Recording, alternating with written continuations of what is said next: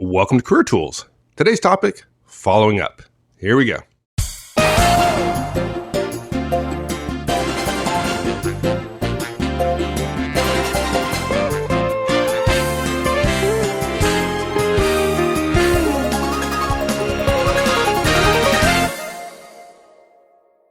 We've talked about following up in a number of Career Tools casts, right? Everyone. Right? Everyone.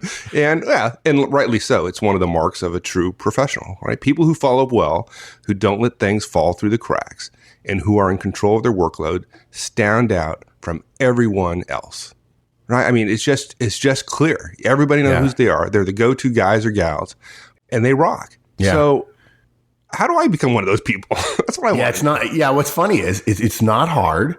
This always reminds me of my statement. It doesn't make any sense to put your best foot forward if you're going to drag the other foot behind. And for a lot of young people, in fact, when I was a young lieutenant, one of the colonels we worked for in Hawaii said, lieutenants, one of the first things lieutenants learn is you got to follow up. Just because you asked doesn't mean it's been done. Just because somebody said they were going to do it doesn't mean it's done, right? Right. It's a marathon and not a sprint. I mean, how many cute sayings can we come up with? And it also reminds me of DISC that the D's and I's, the high D's and I's, love starting things, right? And then they want to move on to the next thing, as we like to joke, squirrel. Exactly. And I'll tell you what, high C's are really good at this, and high S's are better at it than high D's and I's. High C's have different problems in terms of irritating people with being overly detailed about it. But the fact is, people get excited about things, and then the excitement wears off, and the boring day in, day out, repetitive tasks of making something happen, as opposed to the excitement of dreaming something up, it turns people off, and they don't follow up. And in today's world, if you don't follow up, things are not going to get completed. We have 4 recommendations. And for many of you listening, this is going to be a very basic cast. For some of you, it'll be a nice refresher. And if you're a newer listener or if you're a younger listener, Mike and I can promise you that the folks that we know who are at the highest levels will tell you one of their secrets is they follow up. They don't make a big deal out of it. They just start something and then they finish it. And they do it in a boring, repetitive, unsexy, unpretty way. And it works. And our 4 are very simple. You're going to laugh when you hear them, but somebody's got to say this stuff because it's important. Number 1, you got to write it down, and shame on me. I break that rule quite frequently. In fact, because of this cast, I wrote something down this morning because I knew we were going to record. And I said, if you don't write that down, it's not going to get done today. So you can follow up with me at the end of the day and you can tell me if that worked better. Yeah. Okay, good. Yeah. In fact, let's just stop the cast right now. I'll get it done and then I'll get it up. Number 2, use technology to help you. Nothing wrong with writing stuff down with pen and paper, but technology can help in the mobile world we live in today.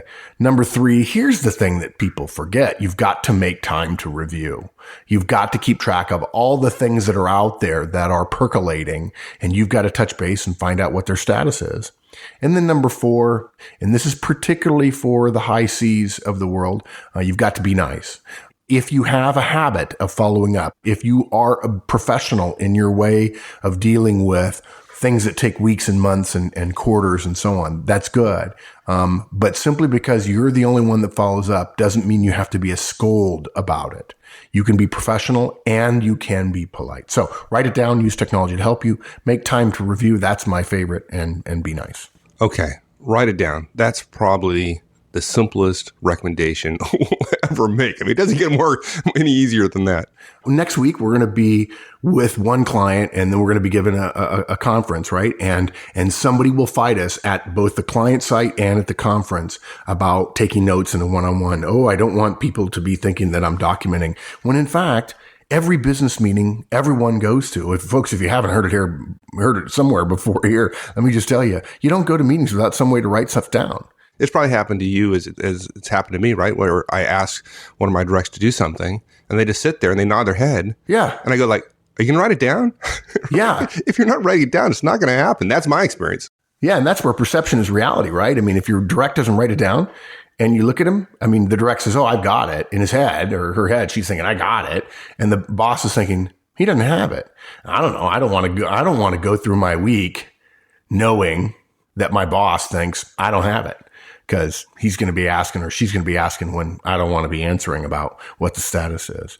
But look, people do it all the time. They act as if writing stuff down is beneath them. Well, I've got it. It's on the top of my head. Well, often those are the people who frankly are busy, and it slips out of their head. And then they think nothing of saying, oh, I'm so sorry, I forgot. Right. What? You said you'd do it. What? Seriously? Yeah. Yeah. So our simple advice is simply, if you're asked to do something, whatever it is, whatever you commit to, just write it down. It doesn't matter whether you're writing it down on your PDA, using your PDA, or in a day timer, or a notepad, whatever, but write it down. Yeah. And look, folks, this is not, we don't want to be scolds here, but the evidence on this, on writing stuff down is really overwhelming. You really can keep about 7 things in your head at one time. And actually you can only think of one thing at a time. Just because you're switching between them quickly doesn't mean you're thinking about multiple things. Again, you've heard us say this before. Multitasking is a big, fat, ugly lie. Look, if you look at an email from your boss, it may well remind you about the article you promised to find for her, but that may not come to mind if you've already have 7 things in your head, right?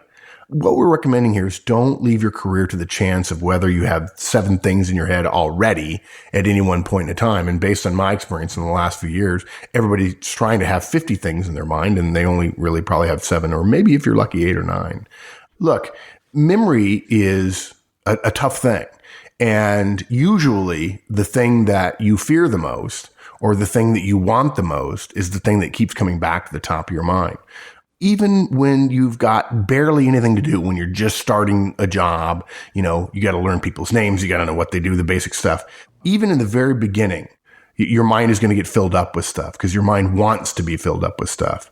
Even if you feel you can remember everything you need to right now, if you don't get in the habit of writing stuff down early in your career, it's going to be a mistake. And I would be willing to bet that some of you who are 30, 35, 40 in the middle of your careers are probably thinking, no, I already know that. This is a good time to remind yourself, no, you need to be doing it. You need to go back and ask yourself, are you writing down everything? In fact, don't go anywhere without some ability to write something down. And if you're going to tell us it's your phone, that's okay. We're all right with that. But don't just listen and then say, well, I had my phone, so I had the ability to write it down, and then not write it down, right? Get in the habit of writing things down now. If you're younger, that may be one of the 10 or 20 most important things we ever tell you regarding your career. Get in the habit of writing things down now. If you ever see a senior executive walking around and his or her admin is with them and the executive is not writing things down, the admin probably is.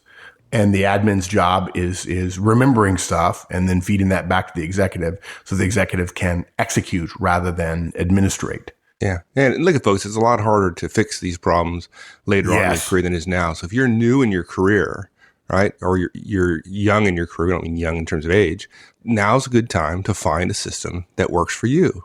While the demands are relatively low, when your workload doubles, when you get more responsibilities, or you become a manager or an executive, it's too late to develop these really basic systems of effectiveness.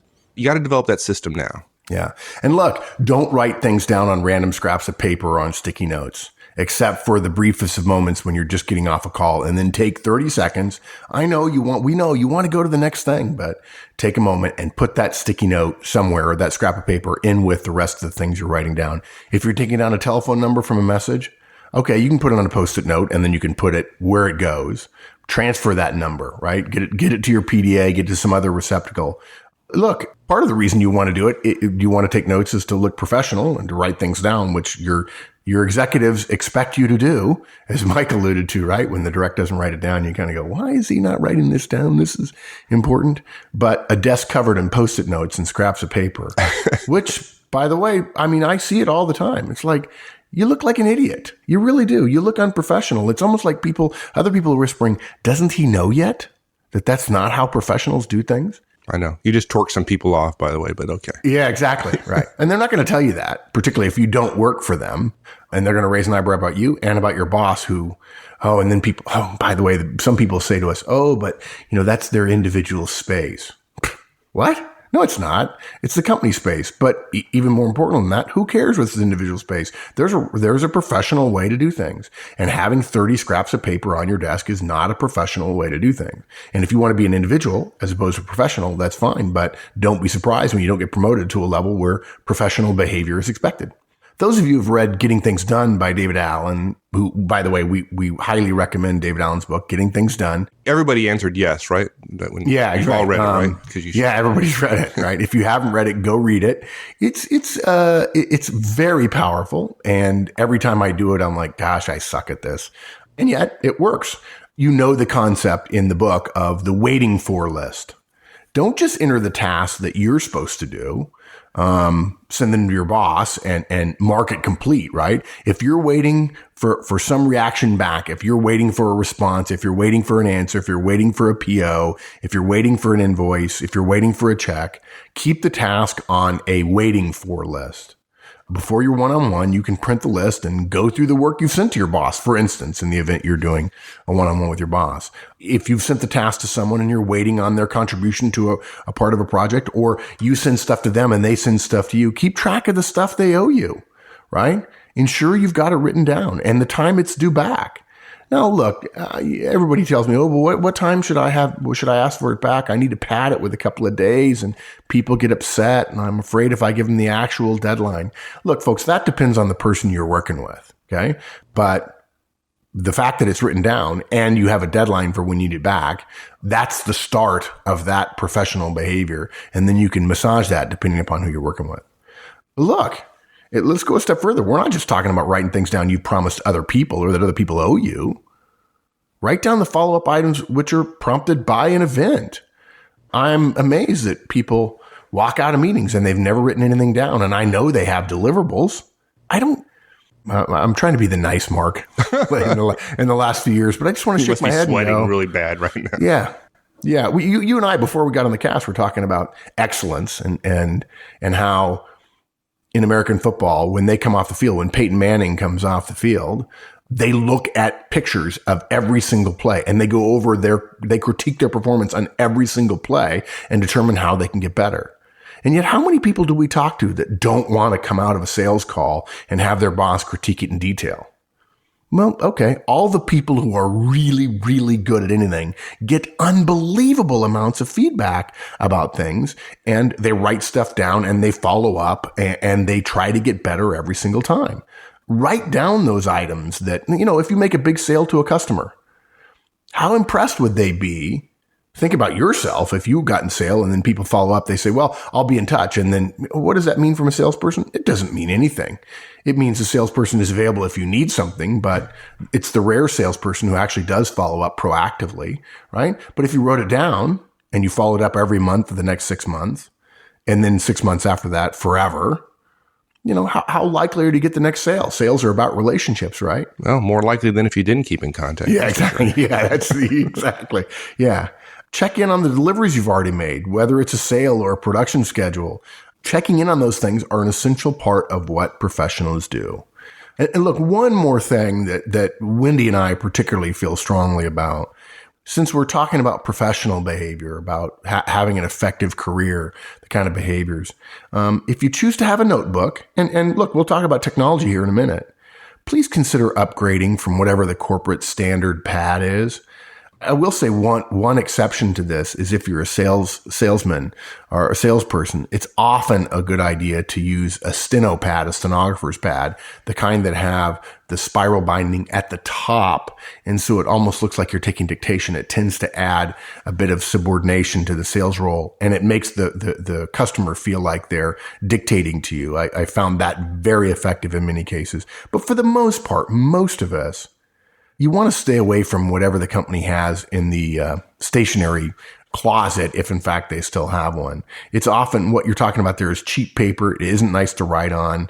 It's a cheap outside cover. I saw a 30, maybe a 40-year-old senior manager, perhaps maybe in his mind, he would consider himself a junior executive.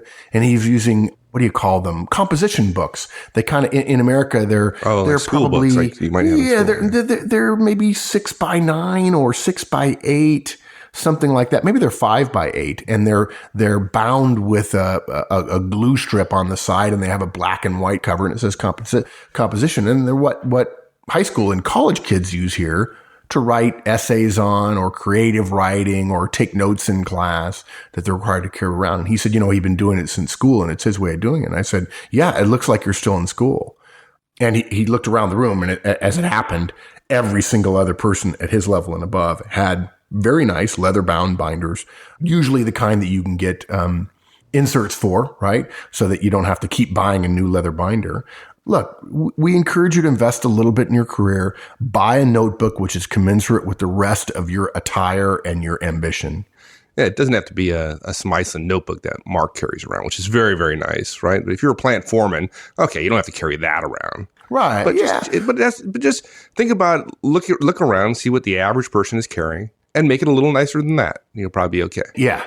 In my mind, the whole Smyson thing, I'm a big Anglophile, so Smyson is, makes stuff for the king and queen, for royalty. And I think my recollection is that Tony Blair, the former prime minister of Great Britain, of UK, is his wife was their chief designer for a while, and may in fact still be. I don't know. And I have two of them. I have one which I carry in front of clients, and one which I put podcast ideas in. And no offense, since our podcasts are probably going to be around for 20 or 30 more years, and millions of people listen to them, I don't mind having a nice notebook and thinking to myself, this is not crap I'm writing down. This is important, and a lot of people are going to benefit from it, and I'm going to take it seriously.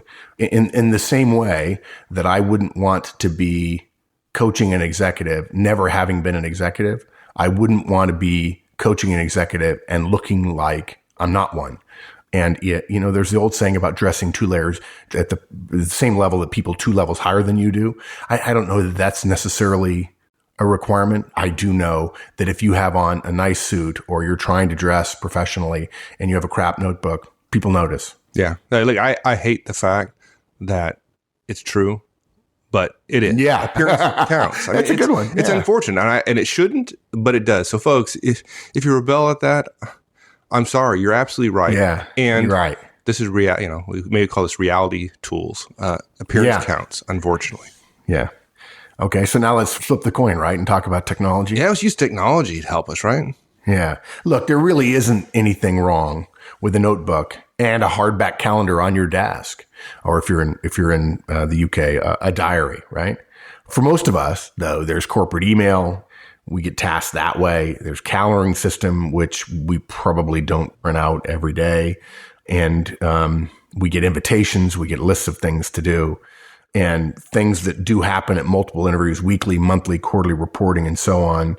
All that stuff added together can, quite frankly, vex the most assertive and aggressive person who has a physical writing system, pen and paper. So look, whether your company requires the use of Outlook or Lotus Notes or BlackBerries or something else, or you prefer your own electronic system, the most important thing about using that electronic system is make sure it's helping you and not hindering you. And frankly, one of my biggest frustrations in the last couple of years has been moving away from, when we were on Windows machines, going away from Outlook, which I had everything on. I was so excited this past fall when Outlook came to Mac and have discovered, unfortunately, it's really not a great product. So folks, if you're listening to me, I don't make technology recommendations very often, but Outlook for the Mac is not that good. And feel free to write me a note and say, Mark, shame on you for going to Mac. But on the other hand, that was for video. So someday we'll have more video on the website. Look, make sure that your technology serves you. And if you've got a BlackBerry, okay, fine. If your company says you have to have a BlackBerry, fine. Figure out a way to use it. Figure out how to write down tasks. Figure out how to use notes to help you get done what you needed to do. I certainly have a nice iPhone, and yet there are times when I thought, I need to spend more time on apps and figure out exactly which app, whether it's To-Do or whether it's OmniFocus or whatever, that I can truly use that is integrated with everything. And yet at the same time, not be one of those people that endlessly tweaks my system and spends hours on the system rather than on what the system is supposed to produce, which is effectiveness. We don't want to spend all our time being efficient and getting better at something when in fact what we really want is effectiveness, which is doing the right things. Look, there are some things which electronic systems are good at. Repeating tasks is one that's really great, right? You just put it repeatedly every week. Far better to have a system remind you monthly to start your reporting than to have to write it on your calendar 12 times, right? Electronic systems are also good at allowing you to create sortable lists so you can see what's due first, right? And when you check something off, it's gone. You don't have to look at it 7 times a day or cross through it on your notebook and then have to go back through and read what's crossed through. That's much harder on paper. if you're invited to multiple meetings a day on an electronic system, the system keeps track of your free and busy time, and that's helpful. Now, look, if you get invited to a lot of meetings, I hate to say this, but folks, we've talked about this before in calendaring. You got to block out time on your calendar to work on your priorities rather than just letting your calendar be a thing that captures all the meetings you go to. If you look at your calendar, folks, and all you have on there is meetings, that is not a professional calendar. That is a meeting journal.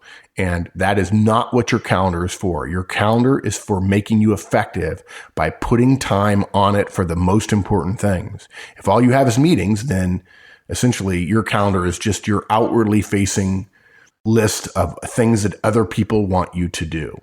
Hard to get excited about that. Yeah. So look, in our Building a Network cast, we recommended adding a task to Outlook. In Outlook, it was Control-Shift-K, and then you hit Control-G, and that allows you to make it a repetitive task for staying in touch with people. So we totally believe in technology, folks. But if you've listened to our cast on meetings, we don't recommend laptops and other electronic items during your meetings. So how do you get your tasks into your electronic system if you can't take your laptop to the meeting? And folks, I don't know anyone I've ever met in all our time, all our travels, all over the world, Manager Tools and before, that I would ever change my recommendation regarding taking a laptop to a meeting. If you think you're the one technology person that should be able to take a laptop to a meeting, fine. But I can assure you, and you may think your company is different, but I'd be willing to bet you there are people in your company who go, I hate all the laptops at meetings. And I promise you, if you're at a meeting and everybody's on their laptops, unless your company requires it to be shut down, and they've blanked out Wi-Fi at that meeting, people are doing email at your meeting. And when you are running the meeting, you're going to hate them. And when people look up and go, huh? You know they were doing something other than paying attention to the flow of the meeting. But look, what do you do about that? Look, the answer is easy. You take a notebook, you take notes, and then you enter the notes into your electronic system afterwards. And look, I know what people are thinking, and we're okay with you thinking that. We're not going to argue that sounds, at least in the microcosm, inefficient. And the whole point is, aren't we trying to be more efficient here? Yeah, we are. But look, we also know that managers and great executives and great managers have great relationships. They don't put efficiency in front of relationships. Your laptop, your PDA, your phone creates a barrier between you and other people in the room. It's like there's you and a PDA, and there's you and your PDA in a relationship. And then you two trying to have a relationship with other people in the room. That doesn't work, folks. They can't see what you're writing. They think the worst, right? Even if you're writing in a notebook, they don't know what you're writing in the notebook any more than what they're doing on a laptop. We've heard that one before too, so don't throw that one at us. And yet people think more warmly about you. There are studies that show this. At least half of the people in the room, in any room you're in almost any situation that we've been, at least half of the people in the room want to concentrate on the human relationships in that room as opposed to the tasks that are going on. And those are the I's and the S's in the room for those of you who know DISC. So what you do is you take a notebook and you enter the tasks in later. You get the tasks down, and yet the notebook allows you to spend more time paying attention to others. Now, for those of you who say you can type faster than you can write, that may be true, but there's ample evidence that typing is not a good way to take notes in meetings. There's all kinds of studies, and it irritates other people as well. Yeah, and if you're one of those folks who are saying that to yourself right now, then you could probably do some good by following this advice, because you're probably one who's more focused on tasks than people. And your challenge in life and your career is to focus more on people. If you want to increase your effectiveness, you're going to focus more on people. Yeah, I'll give you an example of how serious we are about this. If you're a young executive and you're still taking notes on your laptop in a meeting, and your boss says, Jennifer, I think you've got a chance to really go far. I mean, you've got C-suite potential, and yet I think there's some things you probably get better on. I'm busy in the next 6 months, but I think maybe we ought to juice your career a little bit here. Let's bring in a consultant. Let's bring in a coach, and let's have that coach identify some areas that you can improve in. And let's see if maybe that can help a little bit. And hopefully you're smart and go, wow, that's cool. Good. And then he says, I know you listen to Manager Tools. Why don't we get that guy Ozan or Horstman to come out? And if you don't hate me, maybe you pick me. And I come out and sit down and we start talking. And I spend a day with you to learn about your calendar and your schedule and your priorities. And at the end of the first meeting, I take you aside and I say this: we have a decision to make. You can keep going to meetings with laptops and I won't coach you. or you can stop taking a laptop to your meeting and I can help you become a better executive. It's one or the other, black or white. I won't coach you. If you think it's efficient and effective to take a laptop to your meetings, wrong. It's just wrong. And you may say to yourself, well, Mark, you just don't know our culture. And okay, I'll be wrong. And then I'm not your coach. Find another coach. That's how strongly we feel about not having technology in meetings. And yet still, we want you to have technology. And we don't mind if you have two phones. We don't mind if you have one phone for email and one phone for talking on the phone. That's fine. We just want you to recognize that you need to do that efficiently. And that means writing some things down and then transferring to the phone later. Good. Now, our next recommendation, making time to review, for me, has been a huge improvement in my ability to follow up, right? I mean, I thought you were going to say challenge, but I think probably you and I could both say challenge and improvement, right? Yeah, absolutely. When I do it, man, my effectiveness for the week, for the day just goes up, 300%. It's a big thing for me in terms of improvement, and it's a challenge. And I don't always do it. And when I don't do it, man, do I know the difference. In any good system out there, I think we mentioned David Allen's Getting Things Done. The review is part of the process. Yep. Yeah. So look, folks, it's easy. You've got a list of things that you're doing that you have to follow up on, right? You review that list daily. Okay. It's no use having a list of things to follow up on if you don't look at it and action it. The science of performance and performance management says it's easier for us to start a new habit if we anchor it to something we already do. So if the first thing you do every morning is get a cup of coffee, which makes you my friend, that's for sure, review your list while you're drinking that first cup of coffee. After a while, coffee and list reviewing will go hand in hand. In my case, I try to do it 5 or 10 minutes before I have to leave the office. And what I've learned actually in the last probably 6 months or a year with travel is that's not completely effective for me. There are times when I get asked to stand up and go right away. And so I'm not sure I'm going to stick with that. Another thing I know I do is, in my case, I use plane rides to do it. And it's simply time on my calendar for follow-up and task review. And I've been keeping it, actually, Mike, I've been keeping it on a separate calendar, and I need to start publishing it more so that, in our case, other people can see what I'm doing. I'm not recommending that for everybody who's listening, but I think that will be helpful for me, some more transparency, as you and I were talking about before. Yeah. You've got to have time on your calendar daily, and we would also recommend weekly if you listen to David Allen, which we do, to check on things that are outstanding. And I tell you what most people do. They wait until, now I need that thing. And it's still been out there and it's been a while. And folks, everything decays. Margins decay, relationships decay, task urgency decays, particularly if there's no deadline. And if it's been longer than you and the person that you were waiting to hear from think it should have been, the chances of it having getting done, it's like a half-life thing. Every day, the chances of it getting done is half as great as it was the day before. Simply because everything seems to be so urgent these days. Not that it wasn't urgent 20 or 30 or 40 years ago. Absolutely. Time every day. Simple as that. Now, our last point, be nice. That seems kind of odd. Well, what's the deal with that? What, are you laughing? What, you don't think I can be nice? I didn't quite mean it that way. Just as a recommendation, it's an interesting one. Well, but look, we've got a list of things that need to be done. Things which are owed, things we need to follow up on, usually with other people or a system, which probably is managed by a person. We look at it every day. We follow up when necessary. Okay. But let's flip that a little bit. And we know, I promise you this, what won't be successful? Walking up to your associate and saying, hey, you owed me that report 3 minutes ago. Where is it? Yeah. Okay. It's a nice little fantasy. Actually, my fantasy is snap your fingers and Bill automatically teleports to you with the report done with an apology for being. That's not being nice. That's just being a jerk. Yeah. Look, high D's and C's have no problem following up. To them, the simple fact is there's a task that has to be done. Somebody hasn't done it. It's just a factual case of you failed, and now let's solve the problem. If you want to cry about it, that's your issue. I just want my stuff. But in fact, I's and S's do better here because they're willing to persuade a little bit. They're willing to cajole. They're willing to be understanding.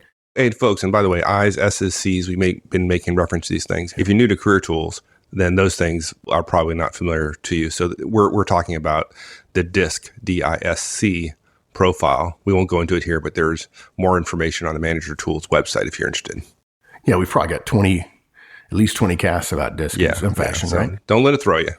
Yeah, be nice. Go back to the person a few days or a few hours before the task is due and say, hey, Joe, I just want to check that my report is still due on Wednesday, right? It's a general reminder that it's due. That's all. If Joe says no because he had to reprioritize or he forgot, just like you probably have to reprioritize sometimes or you forget sometimes, you have some warning so you can make a change to your plan. And look, another cast probably will be, you did have a contingency plan for if somebody else failed to put the same level of urgency on something that you think is important, then they put less urgency to something that you think is important than they do. Yeah, of course. Of course I did. Yeah. Look, when you're following up after a positive event, such as a customer sale, there's no need to make a big deal out of it. You don't want to sell the fact that you're following up. We don't want to send a message that I'm efficient, but the other person is not. We don't want to surprise them. Friendly and light work much better. So, hey, I said I'd follow up. Just want to check in, see how things are going. If you need anything, please let me know. Okay. Look, following up, really what it boils down to is the difference between being reactive when the external forces that you rely on. And by the way, that only gets worse as you march up any kind of organizational ladder, folks. You can get less and less done by yourself the higher you go. Most people see that exact opposite and they're wrong, right? When other people are doing things that you rely on, if you don't follow up, you end up being reactive to other people's stuff. Following up is a way to become proactive. It's reaching forward instead of always fighting off what's coming towards you. And look, it's harder. There's no question. There's going to be a McGuire hump of the horseman curve as you try to do this and everything else you need to do. And you're going to stumble a little bit, right? Good, better, best. Never let me rest. You're going to get 1 or 2% better at this. And we need to make it a habit.